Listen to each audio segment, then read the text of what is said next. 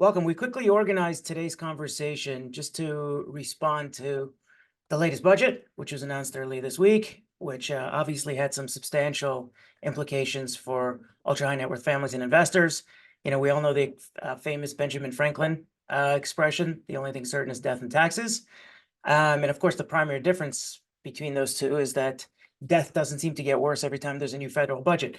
So we thought it was worthwhile for us to actually think about what we can and cannot do as a result. And since I'm entirely out of my depth on this, on the intricacies of the changing tax landscape, I'm grateful that we have the benefit of Ali Spinner joining us for this conversation. To give you a little bit of background, Ali is a partner at Crowe Soberman's tax group and a member of the firm's management committee, and she's a leader of the high net worth tax practice that they have there. For over 20 years, Ali has been helping affluent families structure their affairs in a tax-efficient manner, and she is a past lecturer on tax in the Commerce program at the University of Toronto's Rotman School of Management and at the School of Accountancy. Ali has also been a recipient of many awards and received recognition, such as the Award for Excellence presented by Jewish Foundation's Professional Advisory Committee. She was the winner of the M&A Advisor Emerging Leaders Award, the Top 40 Under 40, and recognized as a fellow of the Chartered Professional Accountants for her exceptional service to the industry and, of course, the broader community. So, Ali, thank you so much for joining us. Thank you so much for having me, Mo. I'm very excited to be here. Okay, so we'll have a pretty fast-paced conversation, try to cover a lot of ground and make this as practical for our families as possible. Just to kick it off, maybe could I ask you just to give us a 30 to 60-second overview of what issues most affect ultra high net worth families that were proposed in this new budget that we should just be thinking about, and then we'll dive a little deeper into that. Absolutely. So I think the most important item, and I think we're going to spend a lot of time talking about this today, is the change to the tax rate on capital gains. Very quickly, in Canada, Canadians pay tax on appreciation in assets and appreciation in investments at the earlier of 3 times. We pay tax on assets, on appreciation when we sell the asset, when we decide that we are leaving the country and we're departing, we're emigrating for tax purposes, or when we pass away and we leave assets not to our spouse, but down to other generations or other beneficiaries. So what has effectively happened is that tax that's ultimately paid on the appreciation within assets has now been increased, and it's been increased substantially. The tax that's been paid, you've heard talk, maybe I'm going to take a little bit more than 36 seconds, but very quick. You've heard lots of talk about, the capital gain inclusion rate. What does this mean? 50%, 2/3. The good news is the tax rate is not going up to 2/3.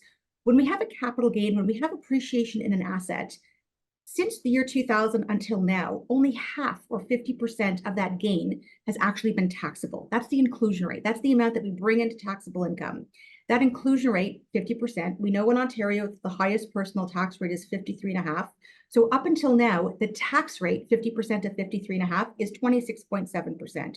So personally, not AMT, we can talk about that in a second too, but historically, last 24 years, the tax rate's been 26.7%. The inclusion rate is now changing. So what's happening is that instead of only half of the gain, half of the appreciation being taxable, now 2/3 of the appreciation is going to be taxable. So when you do the math and you work backwards, the tax rate's going from 26.7% personally to about 35.7. I've got it up on my screen here, 35.7%. It's an absolute increase of about 9 percentage points, 9 beeps in the actual tax rate. It's increased the tax rate by 1/3. It's a large increase. It's quickly, if you're an individual, you can still benefit from the old rate, the 26.7% on the first 250,000 of gains annually. We can talk about that after. One thing, there's 2 very important things that I want to say though. Number one, 3 things. Number one, we have no draft legislation. Okay, we are, as tax planners, tax accountants, we are giving you our best estimation of what's going to be and what's going to come in. We assume that these are what the rules are going to be, but we haven't seen draft legislation. It's hard because we're planning without a guidebook. Hopefully that'll come out soon. That's number one. Number two, I also want to remind everybody watching that we are now in 2024 in the world of alternative minimum tax. Very quickly, if you have an extremely large gain in a year, personally, this only applies to individuals and trusts. If you have a very large gain, you actually already may be in a world where your tax rate on that gain, if it's large enough, could be 32.5%. So I know I said 26. You could be at 26, you could be at 32.5, but it's definitely going all the way up to 35.7. And the last point I wanted to make, see if I remember, sorry. I don't know if the provinces are going to follow. Sorry, that was the third point. I don't know if the provinces are going to follow. I know that Doug Ford is on the front of the Globe and Mail this morning saying he thinks that this is bad, or maybe he says he thinks it's going to send all the doctors away. I'm not sure if I would say that, but I don't know. The numbers that I am giving you today are assuming that the provincial rates are going to rise as well. Right. If the provinces don't follow on, or if we have some provinces that do follow on and some provinces that don't, it's going to be a mathematical nightmare. You guys don't have to worry about it. I get to worry about it. Who knows? I'm assuming they are going to follow on, but who knows? Oh, so, Jen, sorry. Now the other thing too is that what I'm hearing lots of talk about is, well, what if the next government comes in and just changes this? Like, what if the Conservatives get voted in and they just undo this? Anything's possible. I don't have a crystal ball. I have no idea. What I will say is this: I would be very surprised if this new tax rate doesn't stick around for a while. The government needs money. This is a very easy way to get money in quicker to the government. Yeah, it upsets people, but it doesn't upset everybody. Who knows? So it's a very big risk to start playing if you're going to sell an asset anyway, but we can talk about that. So just, I mean, on that point, like, other than trying to get more money into the government, like, and redistribution of wealth, what else is the government trying to achieve here? So I think what the government is trying to achieve, and I think they've actually probably done a very good job, is they're trying to get not only money into the government and redistribute in wealth, but they're trying to get it in fast. The government needs lots and lots of money, and by what they've done here is that they would have just come along and they would have just said, guys, guess what? We have a new tax rate in Canada. The tax on capital gains is 35%, and so be it. It wouldn't have changed anyone's behavior. But what they did is very interesting. They said that this new rate is going to be effective as of June 25th. So everybody and their planner and their wealth manager and their lawyer and their advisor is trying to figure out, well, wait a minute, should I pay the tax early? You have a choice to make. So and if you actually look at the budget documents, you can see that in total, they expect this new tax rate to bring in almost $20 billion of tax revenue, but they expect it to bring in, of that 20 billion, there's a lot of money coming in very quickly, very fast, at the expense of money that would have come in later.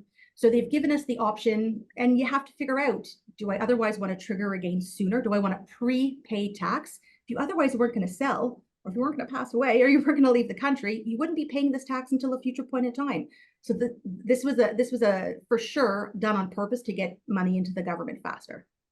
So, okay, so that without applying any judgment here, when a government is kind of like trying to get money in faster, obviously there's, some indication of either mismanagement or misspent or large deficits. And now all of a sudden it's like, okay, well, pony up more money. I mean, I always go back to that Milton Friedman joke where he said that, if you put the federal government in charge of the Sahara Desert in 5 years, there'd be a shortage of sand, right? So there's, but putting that aside, there's also seemingly when governments sort of increase taxes, like there's either a political or policy reason for it. And here it seems, again, a little bit more politics than good policy, because it would seem, I mean, look, there's a lot of people struggling to find homes, get dental care, whatever it is. And, this incremental change doesn't seem to affect the vast majority of the population. I agree with that. Is that accurate, or am I thinking about this wrong? No, I don't think you're thinking about this wrong as well.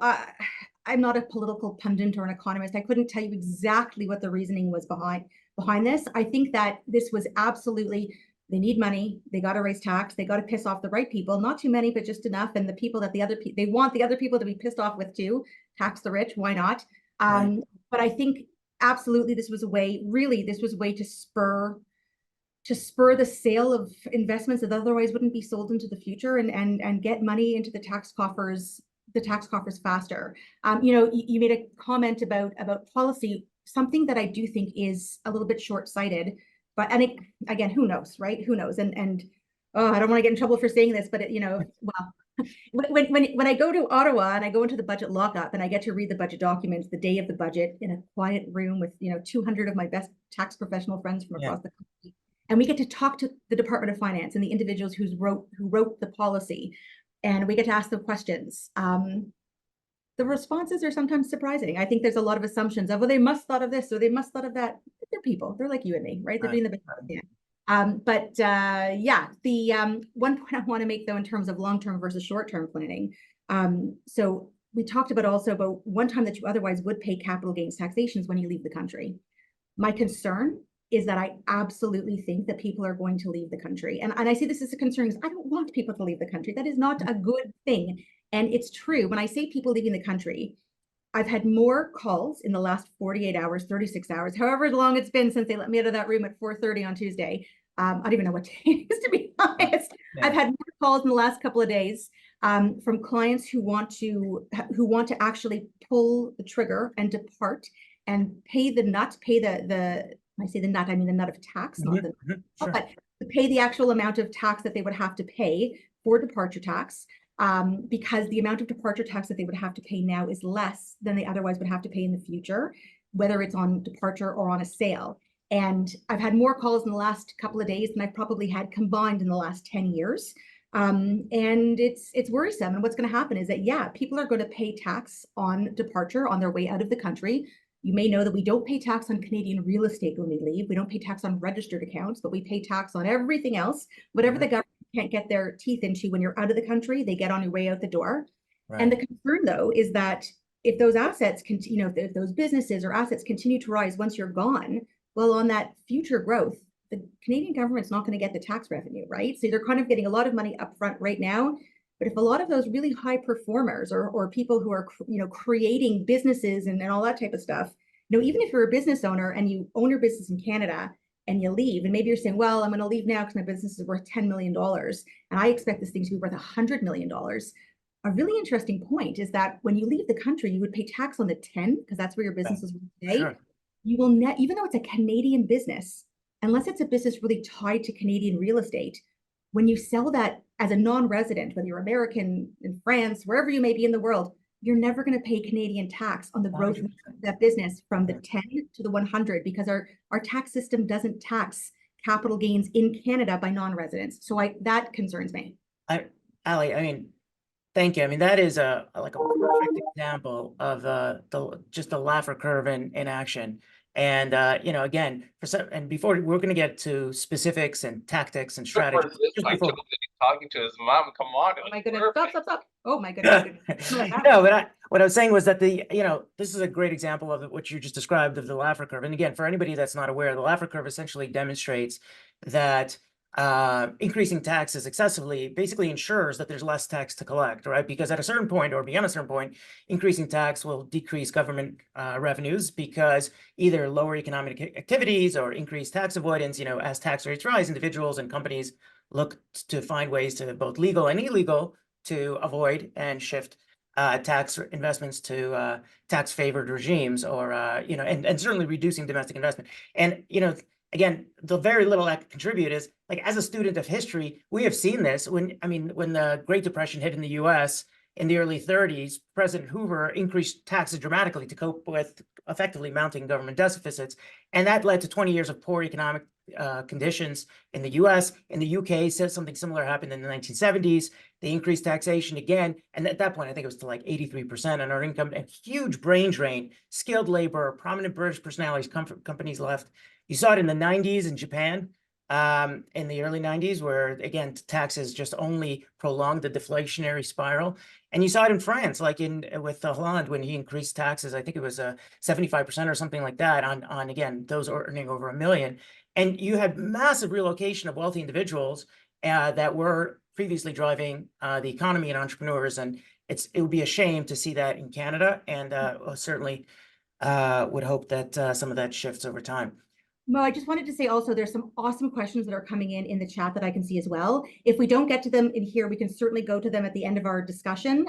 Sure. But anytime we can jump into those, or we can pick them up at the end as well. So I didn't want anyone who's writing in those in to worry. We can answer all of them as we go. Okay, so I'm gonna actually just get into some of the more specific challenges, and as you're responding, I'll just check some of the questions as they're coming in.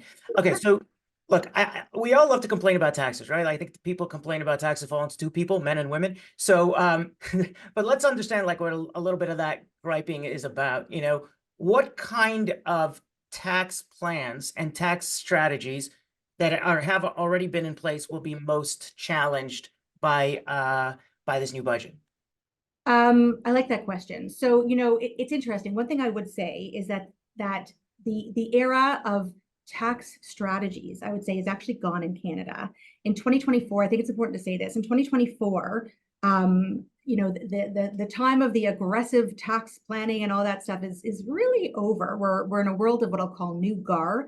We're in a world of mandatory disclosure, transaction reporting, notification, all that type of stuff. That's for webinar next week, let's say that. So we're definitely in a time of less aggression in terms of the world of tax planning. But I think where I see a really, really big impact in terms of these changes is with respect to estate planning and the redistribution of wealth that's going to happen when individuals pass away. And what I would say to everybody who's watching today or is going to be watching the replay of this is that, you know, all of the clients that I work with are all high net worth, and all of my high net worth families, you know, it's very important that at any time, we know exactly what's the estate plan, what's going to happen when we pass away. We mentioned it back at the beginning of the different times when we pay that ultimate capital gains taxation. So in a situation like this, the ultimate time is when you pay this, when you pass away and you leave those assets down generations. What we have to now figure out is, well, wait a minute, how are we going to finance that tax? The amount of tax that I thought I was going to have, you know, I was talking with one client, you know, okay, Ali, I thought my tax was going to be 50 million. What's it going to be now? And we're figuring out, okay, is it going to be 60? Is it going to be 70? Who knows what the number is going to be? Everyone's got to figure out what their number is. But how are we going to finance it? Are you going to be able to leave as much as you thought that you were going to be to your heirs? Or are you going to be able to leave bequests as you know, very common. Okay, we're going to have a pot of money. The first 10 million is going here, next 10 million is going here. The rest is being divided like this. Do you have any left to be? I don't want to, you know, I don't want to put panic in everyone's mind, but absolutely, you and your accountants and your planners have to figure out what's the picture going to look like. And also, if the amount of tax that you're going to have come due on death, if you thought you were going to finance it by keeping certain investments liquid, that could be easily sold to cover that tax versus other long-term holds, things like that. Do you have enough of that to be able to finance it? Because you never want to have a fire sale of assets on death just to pay the tax. You don't want to have to mortgage if you don't have to, things like that. So it's with respect to, well, what's that nut? Even though that might not affect your decision today of you know, to take advantage of the current rate or not, you have to really look forward and recognize you've got to do a reset and figure out what it's going to be. So, I mean, some of the questions that came in were around the transactions or sale of a business, which would presumably be the second largest taxable event that one would experience, besides the terminal one. Any things in the new budget that there were, I think, some incentives for entrepreneurs that sell their business, but you know, maybe you could flesh that out, and any unique strategies that sort of may need to emerge as a result of this. For sure. So actually, there's three things that I want to quickly talk about that would be of interest. So number one, if you are an entrepreneur in Canada and you have a Canadian business and you sell shares of a qualifying corporation, up until now, the first approximate $1 million of gain could be realized tax-free. And of course, we see many family trusts where we're going to split that gain amongst family members. Remember, if you're going to do that, you really have to give the person the money. Long ago are the days of putting everybody under the sun into your family trust and not giving them the money. That's not the way we do it now. But so that exemption is going up. Although the exemption was already indexed to inflation, the $1 million starting point is now jumping up to 1.25 million, and it's still indexed to inflation. So great, there's another, you know, $75,000 of tax savings.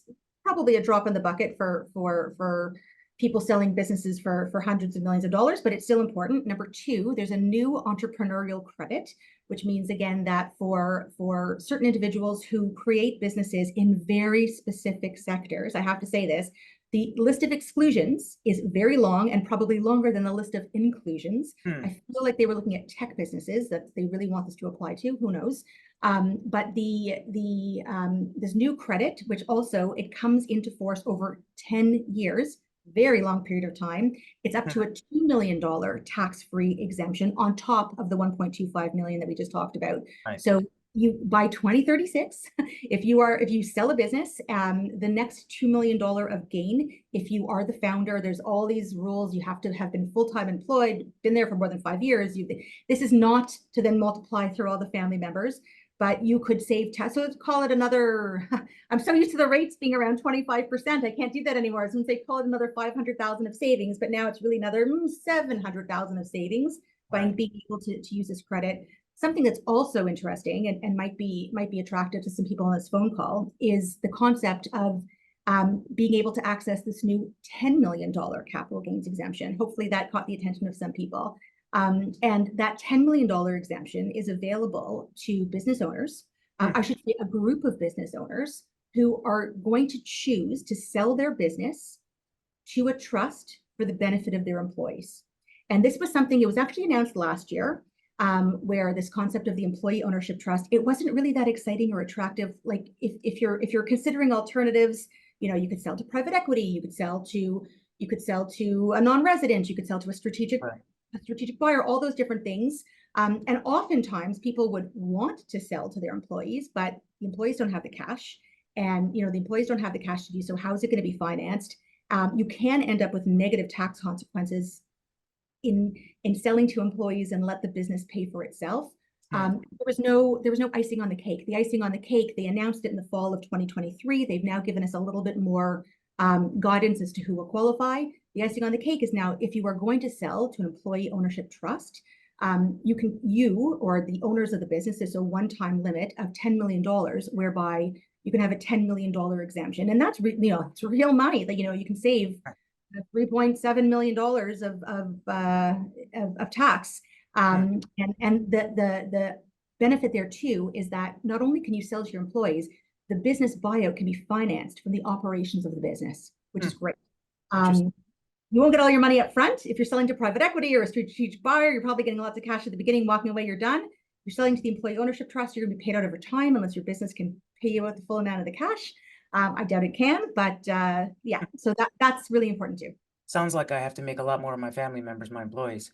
All right, so let's talk. I like where we're going with the solution side of things. Like I think we all take a lot of pride in paying our taxes, but I think we'd be equally proud to pay a little less. So, when we think about, let's talk a little bit about the entities in which we typically hold assets, right? Because you mentioned earlier, again, holding it personally versus through a corporation has some benefits.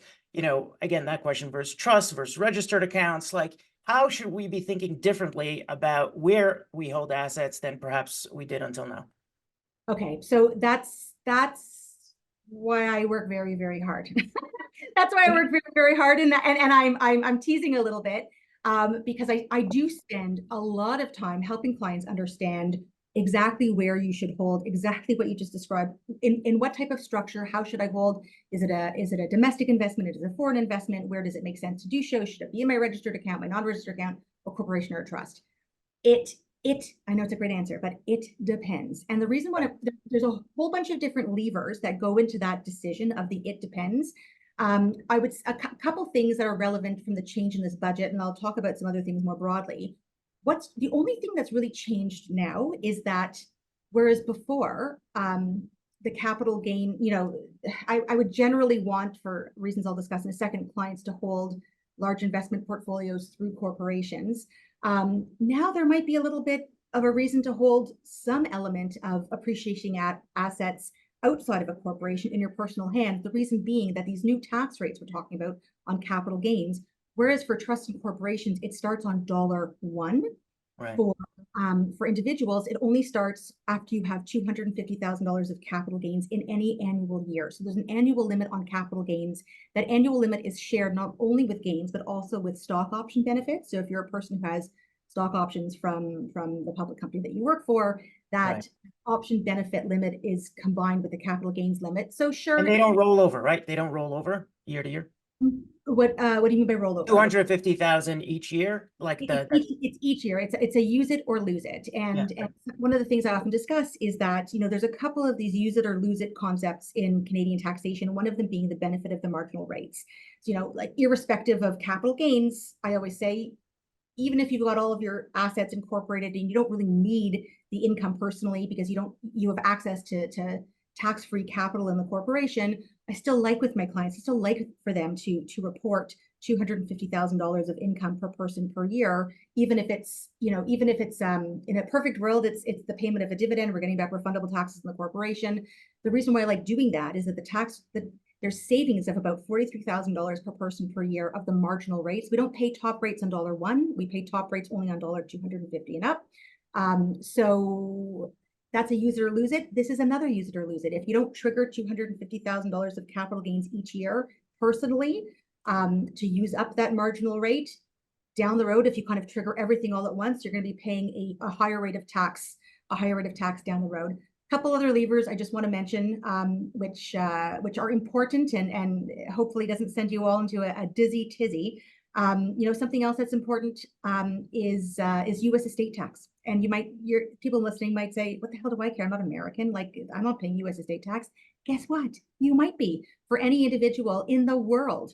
If you're an individual person, you get it once. If you're a couple, you can get the exemption twice. But if you are worth more than 13 million US dollars, if you own any US Citus asset, so if you own stock of Meta or Nvidia or Apple or anything else headquartered, in the United States, real estate too, but hopefully you've structured your real estate into a trust structure or something else. We can talk about that later. But if you own any investments in your RSP or your TFSA or your personal non-registered account in those US stocks, when you pass away, you're looking at 40% on absolute value. It's not a gains tax. It's an absolute value tax. So what the easy planning would be that we would take that stock, we would transfer it into a corporation and let that growth occur inside of a corporation. When you pass away, you don't have that 40%.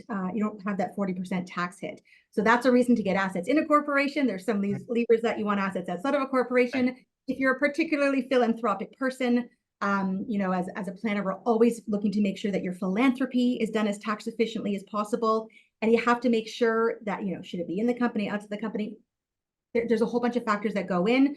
I would say from a very, very big picture, in the high net worth community, the ultra high net worth community, would there be anything in the budget that would cause you to completely change your structure today? Absolutely not. Right. The sound principles of yesterday are still the sound principles of today. You might, where I think the decision really rests, if you're sitting on an asset that you're otherwise going to sell, you're going to sell it next year or the year after, you might consider selling it right now before June 25th, because before June 25th, we still have the old rates applying. So can we double click on that? Like, under what circumstances does it make sense to sell significant capital, sell assets with significant capital gains, which will invariably be sold in the near to medium term, right? Like, let's clarify that, because anything that you're going to hold on indefinitely, there's other considerations. And so could you just maybe flesh that out a bit? Great question. If you're a long-term holder, you're still a long-term holder. You're not going to do anything. And again, I should say, I'm not here to give investment advice. Yeah. And I'm not your tax accountants and all that type of stuff. And I would still say, please, nobody should be running out and making any rash decisions. You got to wait for the legislation. You got to have a fulsome talk about it. But still, if you're a long-term holder, you're still a long-term holder.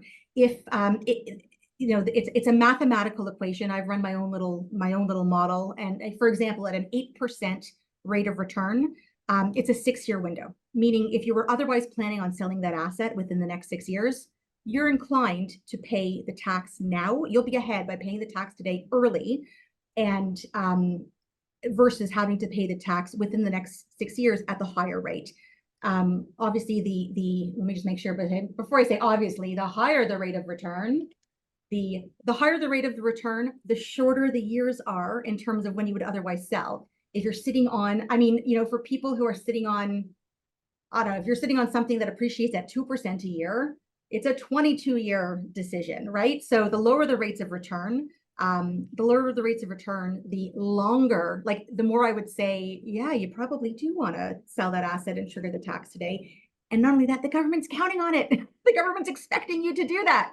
Yeah. Not that you should do it because the government says so, but that's where the decision is. But if you're a long-term holder, depending on what your expected rates of returns are, then you are still a long-term holder, and I don't expect people to be running to go sell things. But one thing that is important, two things I think that are important. One, if unfortunately you have a short lifespan and you think that you're going to be paying, tax in the near term, or if you've got an elderly parent and you know that there's going to be a big tax bill coming in the near term, absolutely you want to consider if you should be paying that tax now. Again, subject to the current alternative minimum tax, which is something that's got to be factored in depending on how you hold your assets.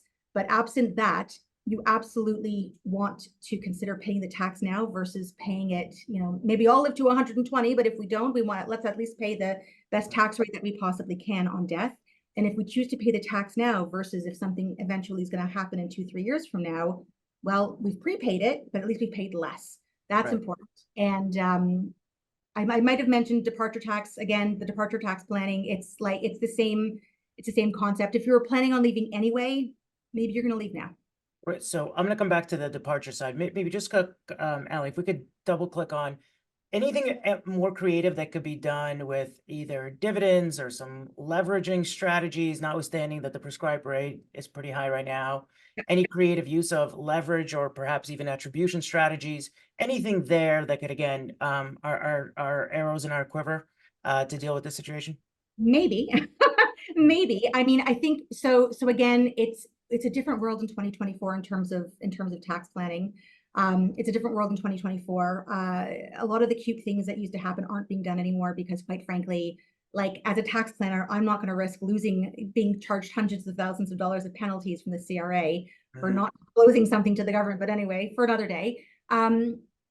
I don't think there's a heck of a lot. I mean, in broad strokes, we're in a period of higher taxation. We're really in a period of higher taxation. One of the easy ones that I would say is that if you're someone who's starting up a tech company and you, this is actually quite shocking, but if you're starting up a tech company and you realize that you can start it anywhere in the world, my advice to you would be to get out of Canada. I know it sucks to say that, but I've seen a number of people on the other side of this who've fallen into these set of facts on a happy accident, but you absolutely can plan into it too. If you go to the States, let's say, you go to, I'm not sure if you want to live in the States. If you do, great. You go to the States or another country. Well, in this part, it works in the States. You go to the States, you build your company. If you are, and again, I'm not an American advisor, I'm just speaking broadly, but if you ensure that you have a green card for less than, I believe it's less than 8 years, you go to the States, you build up your company, it grows to a huge amount. You make sure you give up your green card if you get a green card within a specific amount of time. You come back to Canada. When you leave the States and you give up that green card within a specific amount of time, you're not subject to departure tax in the States. And when you walk back into Canada, you actually walk back into Canada with a complete step up in the basis of your assets. So you've grown your business in the States. It's grown to $100 million. You come back to Canada, you sell the business as a Canadian, you got no tax anywhere in the world. I mean, that's a cute one. That's a cute one. Yeah, broad stroke. I mean, something else that's very interesting. I'm seeing people who are departing. You can certainly, if you're departing and you're moving to a tax efficient jurisdiction, many different countries have tax holidays for newcomers, things like that. What you can remember is that you can still leave your investments in Canada. You don't have to pull your investments out of Canada. You can leave your investments in Canada. Canada right now has a 0% withholding rate on interest payments to non-residents. Our dividend tax rate is only 15% on payments to non-residents. It can actually be lower if you structure it differently. And if you capital gains, there's no tax on capital gains of a Canadian stock, assuming it's not taxable Canadian property, so it's not backed by real estate. So I see many. I was actually just chatting with an individual in Barbados, and he was explaining to me that he wanted to come up with fancy tax planning. He lived in Barbados. All of his investments were in Canada. He was paying virtually no tax in Barbados. He's like, what should I do? I said, don't change a thing. Don't change a thing. What are you going to change? You're already paying 15% maximum on dividends and 0% on everything else. What are you going to change? So let me ask you, just on the non-resident piece, where do most of these non-resident strategies fail? Where do they fall apart? And then maybe secondarily, yes, because I think that's a really important one. And then the secondarily, you mentioned earlier, like a really cute, interesting US cross-border strategy. Given the dynamics in the US, which is, with long-term versus short-term capital gains, is there any way that we could sort of either arbitrage that, benefit from that, what have you? So 2 questions: non-resident strategy, where they fail, and then coming back to the US side of the equation. Let's go to the first one. Let's go to non-resident strategies when they fail. So the reason when they fail or when they would fail is that people seem to be under this false belief of something that probably occurred 20 years ago, where they're like, I'm just going to change my address. I'm going to live here, my spouse and children are still going to live here. You know, my kids are still going to go to school. I'm still going to have OHIP, right? Or all those different things, but I'm just going to change my address to, 123 Main Street in Grand Cayman or wherever it is. Right. Like, no, you don't understand. If you're becoming a non-resident, you're leaving the country. There are, Canada is, especially in a situation like this where you're planning to leave because there's a big sale looming or something that's going to happen that you don't want to pay tax on. Canada is going to try to do everything are they really going to look at you? I don't know, right? Like, who knows? But if you're just changing your address, they can easily see now when you've crossed the border, when you were here, what's going on, all that type of stuff. So if you're really looking to leave, this is, I would say, it's a complete lifestyle change. This is not the person who's looking to just get it a Dodge for 2 years Right. and then it's going to show back up. So if you're really looking to leave, sure, it absolutely can work. But it's okay to leave. You can leave real estate back in Canada. You can leave family. You can come visit, but you really have to start your life elsewhere. So it's not just a leaving for convenience. I think that's really important. And the risk, of course, is that, well, Canada, as a Canadian tax resident, Canada has the right and the ability to tax your worldwide income forever, right? Now, we don't tax based on citizenship, we tax based on residency. Right. Yeah, so that's and then the prospect of a new government coming in a year from now, and all of a sudden, right. And to your point too, like I hear people saying like, I'm going to leave. Where are you going to go? Like it's a pretty scary times, but some people will, some people absolutely will. And so let's go back to your other question. You talked about the US. Yeah, the fact that they have long-term versus short-term capital gains, and if there's any way for us to benefit from that. I don't really think so. In the scenario that I was describing before, you actually wouldn't be paying any capital gains tax whatsoever in the United States, because if you get out, before you're kind of subject to their departure tax regime, there is no capital gains tax. It doesn't matter if it's long-term or short-term. You're right. In the US, they pay less tax on long-term gains than short-term gains. I'm not so convinced that there's a real, again, if you're dealing with a Canadian, that's the thing that you have to remember. If you're a Canadian tax resident, I don't care what your rate is in the States. You're going to pay more tax in Canada anyway. Even if you have a gain that's subject to tax in the US, because they have the first right to tax under the Canada-US tax treaty, your tax rate is always going to come back to the Canadian tax rate. You might get credit for whatever you paid in the US, but you're not going to win. You're not going to win. You're always paying Canadian tax. Yeah. First of all, I just want to mention, I love the questions that are coming through in the Q&A. I'm trying to address as many of them in the context of this conversation. And we'll get to as many of those that we don't get to in the end. But I do want to shift the conversation to the investment side of because again, almost everybody on the call is an investor of some sort. So when we think about diversification or asset allocation, historically, again, we've been thinking differently about like income related strategies like credit or fixed income versus capital gain strategies like private equity, venture, public equities, etc.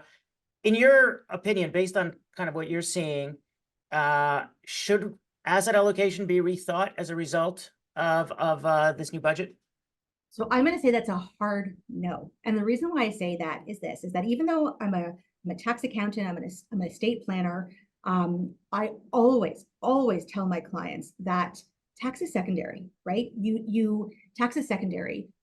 Ultra high net worth clients shouldn't be, or in my experience, aren't looking to make a few bucks off of taking a funky tax risk. And I'm not even suggesting that you're suggesting anything about risk. Yeah. And sure, if you have two alternatives and one of them produces an income stream and one of them produces a capital gain stream, and it's the identical risk and all that, sure, choose the capital gain stream. You're going to pay less tax, of course. But absent that, sorry, I'll make sure that I hang up on my son wants to leave. No one's in school today, and he keeps telling me, Mom, I gotta go. So absent that, I always say your investment decisions lead the way, not tax decisions. And unless there is something that is so material or so new or so different. Yeah. I agree with you. I mean, the investment wealth advisor, and it's up to me to make sure then that I help you structure. And when I say me, any tax account, should the investment be held? Do you need a Canadian blocker, an American blocker, and a registered account? I can tell you where to put it, but make the investment based on the investment merits. Right. Don't let the tax tail wag the investment dog. I mean, the only thing on the tax side, I wish, Allie, you figured out how to make taxes a public security. Like the only thing that's sure to go up, it seems. So there, but it also, just speaking of specific specific strategies, you know, there are, of course, a host of, and we've been utilizing for many years, and others, there's a host of tax loss harvesting strategies. It would seem that they would now be much more important. I don't know if you agree with that, but Yeah, interesting. Keep but going. So I guess, yeah, like, I mean, again, we could talk about what those look like, but I think that if let's presume that tax loss harvesting strategies may have value, are there any, or not, are there any other strategies that investors should consider that actually increase the cost base? it's a great question. It's a great question.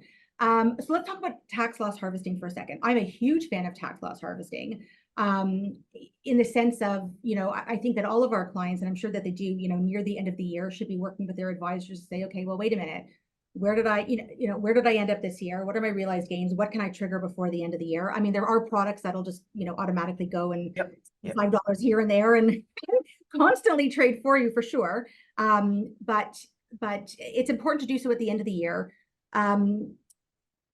Couple things. Number one, I don't think that tax loss harvesting has gotten any more important. I think it's still important, for the same reasons. Maybe it's more important because the absolute tax on capital gains has gotten bigger, sure. But something that I think is going to confuse a lot of people, because it confuses just about every accountant. You have to remember, there is no such thing as arbitrage in the terms of like, oh, if I have a gain in this period and the tax rate is this, but I should have a loss in that period and the tax rate is that. It doesn't matter. The way that losses work when you're carrying them forward or carrying back is always a gross loss and a gross gain. A gross loss shelters a gross gain. So don't worry about what period the loss or the gain was in for purposes of tax loss planning. But I think that is, I think it's important. And sure, I guess because the tax rate has now increased, tax loss planning will be that much more important, because otherwise, if you don't do it, you're going to be paying that much more tax.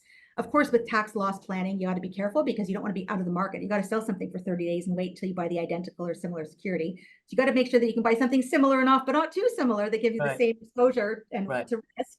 Yeah. You're talking about like one index selling and then buying a comparable index, but not the same index type of thing. That's you got to be careful, but you want to make sure you have the same exposure. But I think that tax loss selling is equally important. You know, in terms of, are there certain investment products that people should be buying that give a better, honestly, I don't know. I think at the end of the day, it still comes down to, sure, maybe I'll maybe get that one. I don't mean it in a bad way. You know, I know, and again, I am not an investment planner, and I use a lot of words, and I don't want anyone to think that I actually know what I'm talking about when it comes to wealth management. I leave that to the smart folks like you. But you know, I think that a lot of people have been buying, you know, discount bonds because you're able to convert effectively interest income into capital gain. That is still attractive to do so. And certainly people still love the concept of real estate, because you can write off, you know, you can take tax depreciation, you can write off effectively the taxable income. You can write off the cost of the asset over time and have your tax can be very low. Yes, of course, you have to recapture it, bring it back into income in the future, but with the time value of money, you're probably ahead. I think all of those things still stay true and hold true. One question caught up, and I want to answer because it was an excellent question. I think it's important. It ties into this. Is the world of AMT is absolutely a thing. Somebody asked if that, you know, the comments about if AMT and interest being only half deductible for purposes of AMT. As far as I'm aware, that is still the plan. I haven't seen anything to suggest otherwise. It's so interest deduction, EIFEL. I don't know if any of you guys, maybe some people have heard about EIFEL, but that's something that's really lurking in the background that is effective. No one understands it. Even this, you know, when I shouldn't say no one understands it, it is so bloody confusing and complicated that nobody wants to understand it. We're effectively Canada now. We're in a world where it's called, if you have what they deem to be excessive interest or financing expenses, you don't get to deduct an amount, the amount of interest in financing. And yeah, the only change that we had, so the one thing I'll say is the only change we had in the budget was good news, and this will affect real estate investors, is that for purpose-built rental properties, so people building rental properties or student residences, things like that, the EIFEL rules will not apply, is what they said in this budget, which is huge. I was hoping that there would be an absolute carve-out. Many other countries have an absolute carve-out for real estate in their interest their EIFEL interest rules. Canada does not. Right. We should have one, but we don't. But there is a specific carve out for purpose-built rental. Interesting. I just want to go back to on the capital loss side of the equation. Is there any strategies, any other strategy on capital losses or transferring capital losses or anything like that? And again, I know you mentioned earlier there's nothing really cute on attribution anymore to other family members or stakeholders, but again, where might that actually play out in capital losses versus capital gains? So, one thing I always would encourage you to do is that if you are looking to trigger, this is very simple planning. If you are looking to trigger gains in your portfolio, or if you're planning on that, just kind of like doing a reset and diversifying, if you're going to trigger gains and losses at the same time, you always want to trigger the gains on day one, pull out the capital dividend account from your corporation, the non-taxable portion of the gain. So day one, trigger the gains. Day two, pay out the CDA. Day three, trigger the capital losses. The good news is at the end of the year, you will not have any corporate tax because your capital gains will be offset by your capital losses, but at least you've gotten some cash out of the corporation tax-free through the capital dividend account. It's absolutely true that now you have a hole in your capital dividend account, and before you can pull out more tax-free money, you're going to have to reverse that hole from the capital losses that you triggered. But that's that's some planning that we certainly do, and remembering as simple as we can carry back capital losses for 3 years. And anytime there's a crummy market and everyone seems to lose money, and we have capital losses realized, it's not great, but you've got to, sometimes you want to realize those gains because you want to be able to carry the losses back to offset them. Otherwise, if the ability to carry the losses back are going to fall off the table, and I think there's nothing quick that comes to mind with attribution and loss planning and all that kind of stuff that I can speak to quickly. Yeah.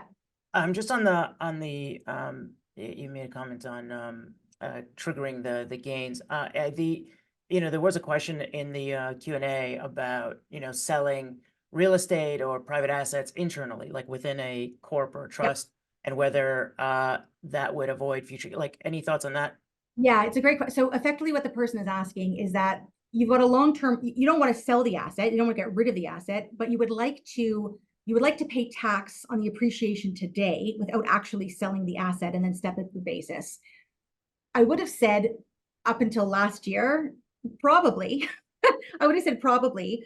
I'd have to consider new GAR and the economic substance test. And on one hand, this is exactly what the government wants you to do. They want you to have the ability to do some sort of crystallization to pay the tax now so you can get that money to the government coffers and not have to sell the asset.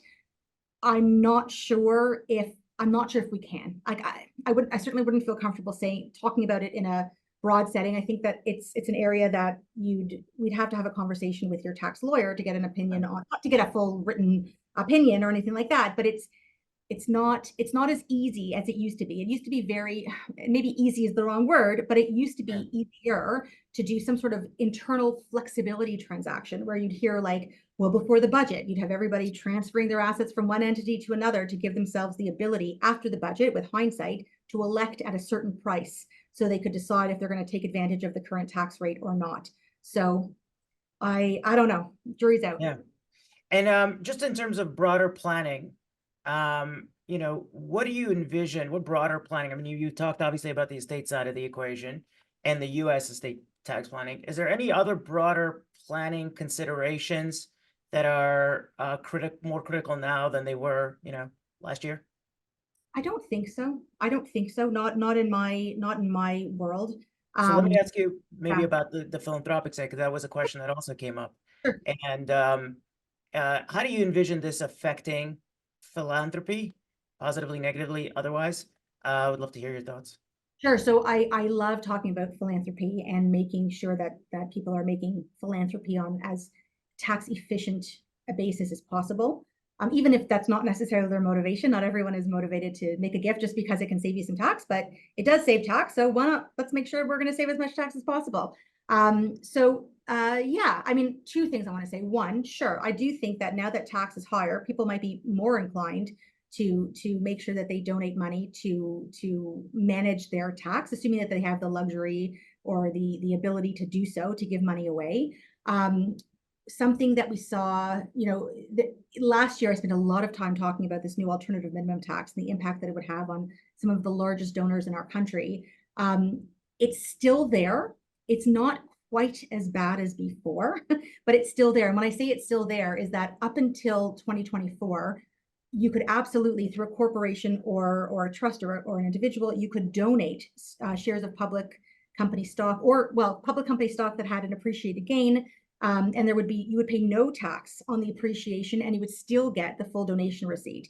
So there is still now, in the world of alternative minimum tax for individuals and trusts, it's still a thing. They've kind of changed some of the goalposts, and we haven't had a chance yet to work through all the possible combinations of results that it could have. So my advice to the charities that I work with is that it's not nothing. It's not nothing. It's better. It's not nothing. It's better. So that makes sense. But you still can, you still can donate shares of public company stock through a corporation. You would not be subject to the alternative minimum tax. That's really important and good to know. If that's the right place that you should be making the donation from your structure. Yeah. And just somebody, again, one of the questions was around the entrepreneur initiative and whether they need a CCPC that qualifies for a small business deduction. Any thoughts there? Yeah, generally all of those deductions or credits, the general capital gains exemption, the new entrepreneur one, or even the employee ownership trust, those are all generally going to revolve around the concept of a share of a qualifying small business corporation, which does mean it is a Canadian controlled private corporation that carries on most. There's various different tests. Let's just say most of its business could be a 90% test in Canada. Just because you're carrying on the business in Canada, you can still have many, many foreign customers. In fact, all of your customers can be foreign, as long as the business is being carried on in Canada from Canada. So it's not an issue of where your customers are from. It's an issue of where you have a permanent establishment, where your employees are, different. Yeah. So Ali, like in summary, is there any silver lining to any of this, anything in the new budget that's a silver lining, particularly for investors? And again, we're talking about people that are taking risk and investing in the future of the country, investing in obviously building enterprises, building businesses, creating jobs, all of those things. But is there any silver lining from your vantage point that we're perhaps missing? No, I don't think so. I'll be honest. I don't think that there's a silver lining. I think we're as I've been saying, and my tax group's been saying for the last 10 years or so, we're in a period of higher taxation. We may continue to see higher taxation, even higher. Who knows? How high can it go? I don't know. But I don't think there's a silver lining. I think that we have to continue to pay a lot of attention to the structures that we use. I have a lot of comments in the other direction about it. I think for investors, unfortunately, I think that we're in a period where the cost of compliance with the Canadian tax system is excessively high. I say that as somebody who makes money from preparing compliance. I don't want to make money from preparing nonsense compliance.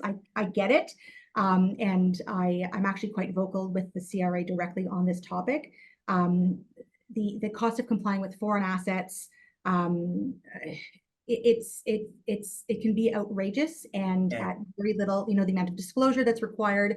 I'm not sure that the amount of disclosure actually provides any extra money to the government. It just results in fees going up and up and up and up. And there's fewer and fewer accountants across the country who are really expert in this area, and it's a challenge. So yeah, that would be my thought. Well, maybe we have time for just one or two more questions. Just one of the questions that came in is flow-through shares. To what extent are they still relevant? I know the government is always challenged, or the prospect of them being challenged, or whatever else. How do you view it? Okay, great. So again, I'm not giving my rubber stamp on anything. I have to be careful here. I think that the flow-through industry will absolutely be affected. The reason I'm saying that is that part of the structure of flow-through is that when the whole thing gets reported on your tax return, part of the transaction is a capital gain that shows up on your tax return. And whether you're using flow-through just as a tax mitigation strategy, or you're using it as a a donation strategy to reduce your cost of donation, in one way or the other, you're still ending up with a large capital gain on your tax return. You might get resource expenditures where you get a massive deduction, but you get an offsetting capital gain inclusion. So I think we have a number of things working against us with flow through. I'm not saying that the flow through industry is dead, by no means. I'm sure the flow through industry will come up with all of their new calculations for us soon. Is it less attractive? Sure, it's less attractive because the cost of the tax of the intricacies of the transactions inside is going up, and as well the impact with AMT is still there and is still real, and can affect you now in multiple ways, because the cost of the AMT can now limit, depending on your facts and how all the different types of income that you have, you've got kind of now multiple things working against you from a flow through perspective. But I know that, obviously the flow through industry is reliant, I should say the mining industry is reliant on flow through being available. If flow through is not available, who's going to finance the mining industry, right? So it's a bit of a double-edged sword. Yeah, and maybe we'll wrap up. I mean, we talked earlier about the increase in capital gains sort of as a policy being somewhat short-sighted because it could trigger this brain drain, disincentivize risk-taking, capital outflows, et cetera, et cetera. Anything else that investors can do today, or ultra net worth families could do today, that's not related to their personal tax planning, and whether it's lobbying or being vocal in some way, like what would be an effective action to take? Great question. It's a great question because I often find that there's a lot of talk but no action, and it frustrates me. and I think we should all be taking action. And I think a couple things. I think number one, you have to talk to your MP, and you have to. And it's actually not that difficult to have the discussion, or to get in touch with them. You contact their office and you say you need to have a meeting with your local member of parliament. And that can be arranged. You will probably be surprised how many MPs are like, oh, that's not my practice. That's not my area. I don't know about that. Right. So, but push them hard and make them know, because they're there to work for you. And I kind of don't take that as an answer of like, that's not your area. Well, come on, this is your, you got to figure it out. So number one, talk to your MP. Number two, if there are specific industry groups that you're a part of, that can make a lot of noise, I think that's important. That's important as well. Are you going to get into like, the lobbying perspective? Not sure, but I think you got to do what you can. I'll be honest with you. I don't know, like, part of me, and I don't mean to sound like defeated, but we have to remember that the general public's not going to have a lot of sympathy for I mean, even I saw on the front page of the Globe and Mail today, when they're making the comment that all the doctors are going to leave now because of this new capital gains tax. I don't believe that. Like, first, like, I wouldn't hopefully, I don't know if anyone here is here from the OMA, you can call me after, we can talk about it. But I don't love the concept of, kind of weaponizing messages to fund, to fuel, because it's causing a lot of mass confusion in the marketplace. Is a doctor really gonna leave because of a capital gains tax? Well, how, like, I don't know. I'm not so sure. No, I think, look, all of us are hoping for Canada's long-term prosperity. Obviously, we all want to take care of our own families and situations, but it really comes down to long-term prosperity. And I've often quote like the Winston Churchill famous quote where he said, for a nation to tax itself into prosperity is kind of like a man standing in a bucket and trying to lift himself by the handle, right? It's just not, you don't tax yourself into prosperity. So we all want, and then certainly a lot of MPs are ignorant to that dynamic, and that's something that I think incumbent on all of us to try to educate them. But really, we're right at the hour. Ali, I can't thank you enough for joining us, for being so thoughtful and sharing your insights with us. And then for someone, if anybody would like to follow up on this conversation, we'll certainly circulate some takeaways. We'll circulate Ali's contact info. Feel free to reach out to us. This is an ongoing conversation, and thank you to everyone for joining in. Ali, thank you again, and wishing everyone a wonderful day. Good luck.